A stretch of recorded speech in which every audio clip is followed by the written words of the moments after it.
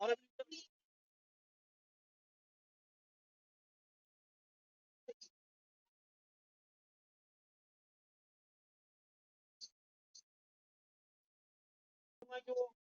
देशनाथ आपका स्वागत करें और मोहम्मद बबलू जी बैरागी से आग्रह करूंगा तो जी देश आपका स्वागत करें। राजपुरा पंचायत समिति सदस्य नवरत्न जी गुजर, मैं उनके स्वागत के लिए शंभूलाल जी से राजू जी गुजर नरोली वाले के स्वागत के लिए शंभूलाल जी से अब मैं जी यादव उप सरपंच वो भी मंच पर आए। नरेश जी यहाँ के उप सरपंच है। मैं विक्रम सिंह जी से आग्रह करूंगा कि आप भी इनका स्वागत अभिनंदन करें। विक्रम तारीख को जो ये मतदान होगा, आप सभी इस बार हमारी सनातन संस्कृति से जुड़ा हुआ मतदान है। इस बार 25 तारीख को जो अपन अपना मूल्य वोट जो वोट देंगे, जो मत देंगे, वो डायरेक्ट भगवान श्री राम के चरणों में अर्पित होगा। तो मैं सभी से आग्रह करूंगा कि इस बार अपना सभी भाई साहब मांगे रोड था और कहीं न चले मांगा कैसी थी माफ नहीं हुई। बेरोजगार बच्चों को कहा कि तुम्हारी नौकरी लगाएंगे, नहीं तो 3500 रुपये में ना बेरोजगारी भत्ता देंगे। भत्ता तो नहीं दिया, लेकिन वो नौकरी भी एक एक करके 19 पेपर लीक हो गए। बच्चों का भविष्य भी खत्म कर दिया। ये कैंडिडेट जो अभी इस बार है वो पिछली बार भी मेरे सामने था। चुनाव तो वो हार गए, लेकिन उनकी किस्मत से राज कांग्रेस का आ गया। कांग्रेस के राज में इन्होंने उसका फायदा उठाते हुए पूरी जनता को, बूंदी की जनता को, बरड़ की जनता को, खान मालिकों को दोनों हाथों से लूटा और फिर ये चुनाव में टिकट लेके आगे किया। मैं 15 साल से विधायक हूँ। कोई एक नए 5 रुपए का दाग नहीं लगा सकता कि मैंने 5 रुपए दिए, और उनके लिए जो भी है वो सबके सामने क्या हो रहा है। जहाँ तक 13 से 18 में हमारा राज आया था, यहाँ पर आएगा 3 तारीख को।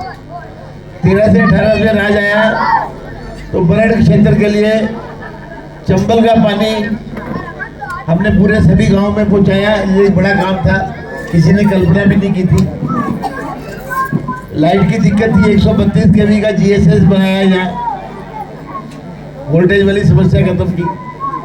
60 लाख के गौरवपथ हर पंचायत मुख्यालय में बना के सीसी रोड भी दी, आपके गांव में भी बनी। ये विक्रम सिंह जी अभी जिस रोड की मांग कर रहे हैं, वो रोड भी किसी ने मेरे से डिमांड नहीं की थी, वो रोड मैंने ही बनाई थी। लेकिन वो लोड ज़्यादा चलता है तो मोटर वाली रोड थी। इस बार भी मैं घोषणा करता हूँ कि आप लोग मुझे जिताओगे तो छांडखेड़ा से ये आपके गाँव की जो रोड है वो सीसी रोड बना दूंगा पक्की। फिर उसको चाहे 70,000 की गाड़ी चलाना, चाहे 50,000 की चलाना, टूटेगी नहीं। और भी कई तरह के विकास होंगे। तो मेरा तो यही सबसे निवेदन है कि आने वाले टाइम पे 25 तारीख को कोई वोट लेने जाए। हर चुनाव में 2-4 निर्दलीय आते हैं, इस बार भी है। वो कोई भी निर्दलीय आज तक ना जीता है, ना जीत के टिकट पहुंचा। तो मेरा ये निवेदन है कि वोट पार्टी को भी दें, कमल का निशान को दें। निर्दलीय को वोट देने से वोट खराब हो जाता है, और बीजेपी को जिताएं। बहुत बहुत धन्यवाद।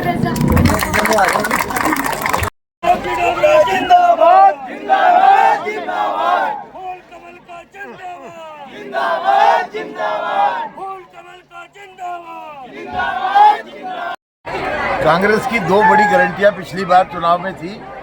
एक तो किसानों का संपूर्ण कर्जा माफ करना, इसकी कैसेट मेरे पास आज भी रखी है। राहुल गांधी ने ये बात कही थी कि 10 दिन के अंदर किसानों का संपूर्ण कर्जा माफ। तो संपूर्ण तो क्या, कुछ भी माफ नहीं हुआ। किसी की KCC माफ नहीं हुई, कोई ट्रैक्टर के लोन माफ नहीं हुए। एक गारंटी तो वो रह गई। दूसरा, उन्होंने कहा था कि जब तक बेरोजगार, पढ़े लिखे बेरोजगार युवक युवतियों को नौकरी नहीं मिलेगी, तब तक 3500 रुपये महीना इनके खाते में डाला जाएगा। ना तो नौकरी तो इसलिए नहीं मिली कि एक एक करके 19 पेपर लीक कर दिए, और बेरोजगारी भत्ता किसी के खाते में डाला ही नहीं। उन्होंने कहा हम डीजल पेट्रोल का वेट कम करके दूसरे राज्यों के बराबर करेंगे। तो आज भी हरियाणा और पंजाब से 10-12 रुपये का रेट का फर्क है। ऐसे जितनी भी गारंटियाँ पहले दी थी कोई पूरी हुई नहीं, अब सही 7 नई गारंटियाँ ले आए। तो इसलिए जनता इसके बहकावे में आने वाली नहीं है। जनता सब समझदार हो चुकी है। आने वाले जब 3 तारीख को रिजल्ट आएगा तो भारतीय जनता पार्टी राजस्थान में कम से कम 165 सीटें लेके सत्ता में आ चुकी है। विपक्ष आरोप लगाता है कि भाजपा ईडी और अन्य जांच एजेंसियों के नाम से डराती है।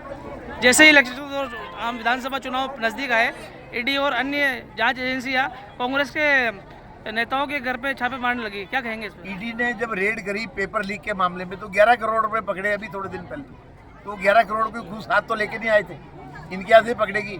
ये बातें तो दिल्ली वाले कहते थे, आज उनका डिप्टी सीएम से लेके बाकी मंत्री अंदर है, कितने महीने से अंदर है, सुप्रीम कोर्ट तक उनकी जमानतें खारिज हो गई। यदि ईडी और सीबीआई गलत करती तो तुरंत कोर्ट इसकी जमानत ले लेती, हाई कोर्ट या सुप्रीम कोर्ट, लेकिन आज वो क्यों अंदर है? इसीलिए क्योंकि वो दोषी है। अशोक डोगरा को विकास पुरुष कहते हैं बूंदी की जनता। बरड़वासियों पे अशोक डोगरा का काफी स्नेह रहा, क्या कहेंगे बरड़वासियों को? देखो, जहाँ तक मैं समझता हूँ, आज तक मैं 13वां, 14वां, 15वां विधायक में हूँ। मेरे से पहले 12 विधायक दूसरे भी हुए और 16वां भी मैं ही बनने वाला हूँ। बरड़ में जितनी बार मैं आया हूँ कोई भी विधायक नहीं आया होगा, और मैंने जनता की, हर आदमी की सुनी, बच्चे से लेके बूढ़े तक की सबकी बात सुनी है, और उस पर कांग्रेस ने तो सिर्फ वोट लिए और हमने यहाँ विकास कराया। डोगरा का विरोध बूंदी में किया और पार्टी के कुछ लोगों ने अशोक डोगरा की खिलाफत की और निर्दलीय जो चुनाव लड़ रहे हैं, क्या फर्क पड़ेगा पार्टी को? कुछ भी फर्क नहीं पड़ता। निर्दलीय तो 52 से लेके आज तक खूब आए, लेकिन कोई निर्दलीय जीतना तो दूर, जीत के नजदीक भी नहीं पहुंचा आज तक। भाजपा जिलाध्यक्ष शीतल राणा ने कहा कि योगी आदित्यनाथ जब बूंदी में अशोक डोगरा के समर्थन में संबोधित किया तो कहा कि 30-30 हज़ार से जीतेंगे। तो भाजपा के स्टार प्रचारक जो भाजपा प्रत्याशियों के समर्थन में प्रचार कर रहे हैं, भाजपा को इसका कितना फायदा पहुंचेगा? बहुत फायदा मिलेगा, बहुत फायदा मिलेगा। योगी आदित्यनाथ जी आए हैं और 21 तारीख को माननीय प्रधानमंत्री जी मोदी जी कोटा आ रहे हैं, कोटा बूंदी की सभा। विपक्ष ने आरोप लगाया कि योगी की सभा फेल हो गई, कि भाजपा के तीनों प्रत्याशी बूंदी जिले से वहाँ था तो वो देखे कि 25,000 से ज्यादा तो पुलिस की फिगर है कि इससे ज्यादा, हमारे हिसाब से 40,000 लोग थे। क्या कहना चाहेंगे बूंदी की जनता को? बूंदी जनता को यही संदेश देना चाहता हूँ कि 5 साल तक जो राज चला कांग्रेस का, उसके कांग्रेस का जो जनप्रतिनिधि मेरे सामने चुनाव लड़ा था, वो चुनाव तो हार गया, तो राज कांग्रेस का आया, उसका फायदा उठा के उसके परिवार ने दोनों हाथों से गरीब जनता को लूटा है। अब तो फैसला जनता के हाथ में है कि वो ईमानदार आदमी को चाहती है या बेईमान को। जो भी फैसला करेगी वो हम मानेंगे।